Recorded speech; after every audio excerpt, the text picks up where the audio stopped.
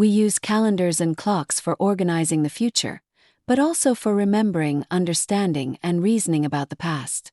Both instruments use numerical measurements to measure time in terms of before and after.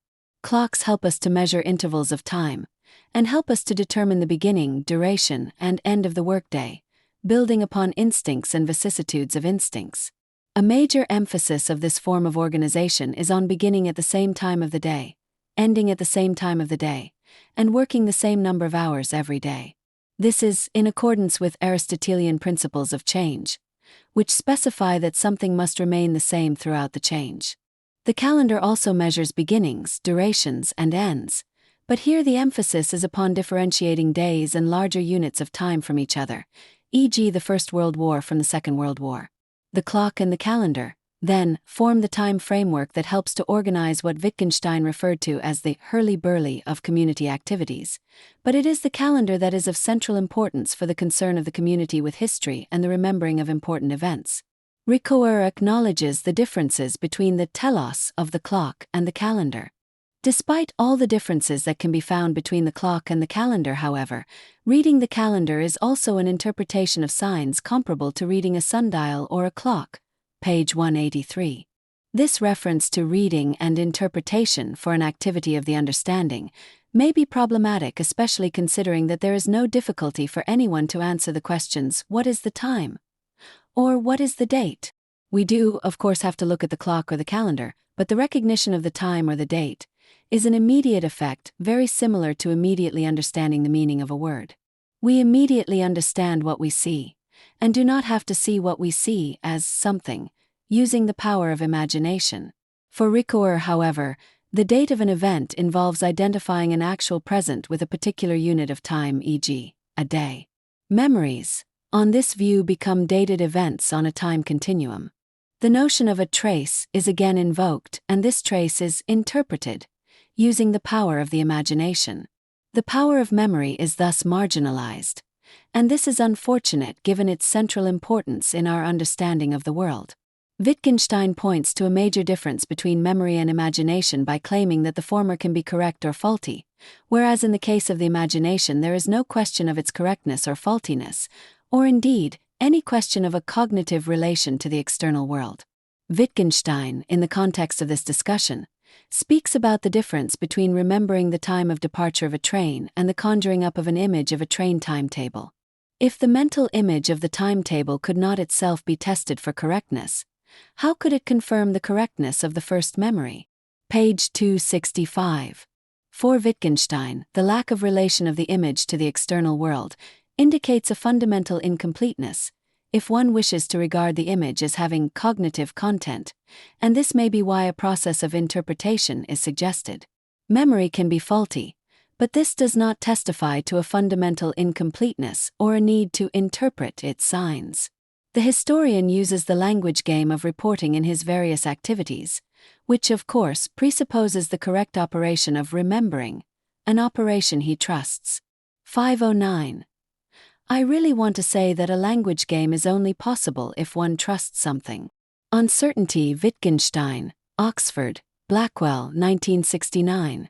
A dog, for Wittgenstein, does not have the mental capacity to expect his master to come home for Christmas. Indeed, a close examination of the dog's behavior reveals an attachment to signals in the immediate environment and the present moment. These signals form the basis for a recognition of things to come, which can initiate a limited form of expectant behavior. This limited form of expectation, tied to a primitive memory function of recognition, confines the canine form of life to the present. It should also be observed that forms of life which do not possess a language are also limited in their mental and cognitive powers. This position can be complemented with a Heideggerian account of Dasein, which maintains that the primary temporal relation of our human form of being in the world is an orientation toward the future. Thinking about the future, for a being possessed of a powerful memory and a complex language, obviously also makes the measurement of time by clocks and calendars possible. It also enables political and ethical discussions in the agora, and the creation, reading, and understanding of historical and fictional texts. There are, Wittgenstein argues, general facts of nature which partly determine our being in the world, e.g. cosmic facts such as the relations of hot, cold, wet and dry that are necessary for the creation and sustaining of life on a planet. These general facts of nature also include psychological potentialities which arise from the battery of integrated sensible and mental powers that characterize human forms of life. This kind of account obviously has affinities with both Aristotelian hylomorphism and Kantian critical philosophy. Memory is a key power in the context of this discussion. Not memory in its most primitive form of recognition, but rather memory as characterized by the kind of complex accounts we find in Freud and Wittgenstein. For Freud, to take an example, memory is a complex vicissitude of instinct that provides human forms of life with a relation to the external world and the past that can be expressed correctly in language in the form of reports. The language game of reporting, Wittgenstein claims, is fundamentally tied to the truth. The truth of my statements is the test of my understanding of these statements. On certainty 80. Wittgenstein also implies that memory is similarly related to the truth, and he further claims that, whilst individual/particular memories play a role in relating me to my past, general knowledge of a number of empirical propositions such as, the Earth has existed for a long time, also play an important role in our historical understanding of our world. If asked how such general knowledge is possible, Wittgenstein claims that it is the inherited background against which I distinguish between true and false. OC 94. Wittgenstein also speaks of the language game of judging, and claims that judgments and beliefs form a system, which mutually support one another. Children are then inducted into this form of life piecemeal, over a long period of time. This induction process requires trust in the adult, which then is transferred to the system of judgments and knowledge the adult is using. The adult acts on the truth of his knowledge and judgment, and this is a further confirmation of the validity of the system for the child. Action is an important justification. Giving grounds, however, justifying the evidence comes to an end, but the end is not certain propositions striking us immediately as true, i.e. it is not a kind of seeing on our part. It is our acting which lies at the bottom of the language game, OC 264.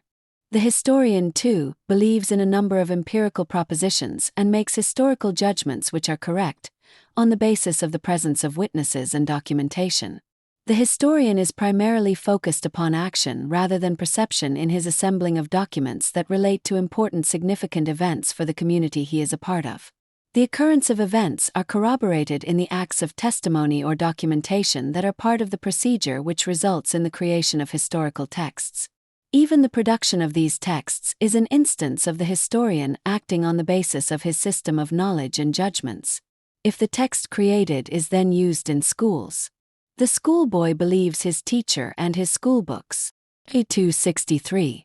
These remarks on memory and judgment do not fit comfortably with the account that we are given of these elements by Ricoeur, who speaks of incomplete texts, suspicious readers, and the need for hermeneutic phenomenological interpretations that explain and justify in terms of the hypotheticals of the imagination and seeing as.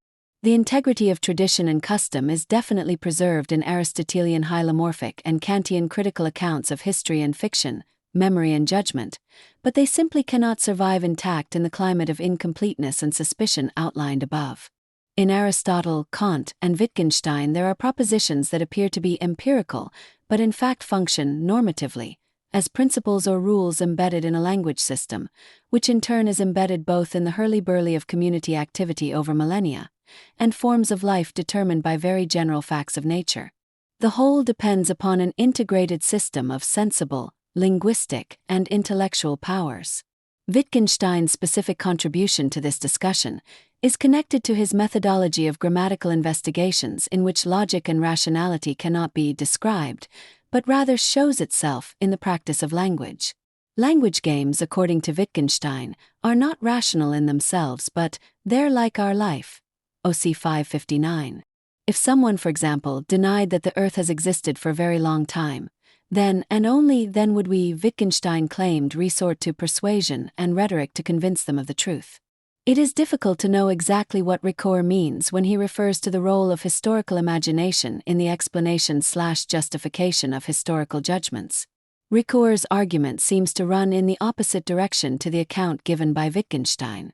He claims, for example, that the past is what I would have seen, what I would have witnessed if I had been there. Ricoeur, Time and Narrative, p.185.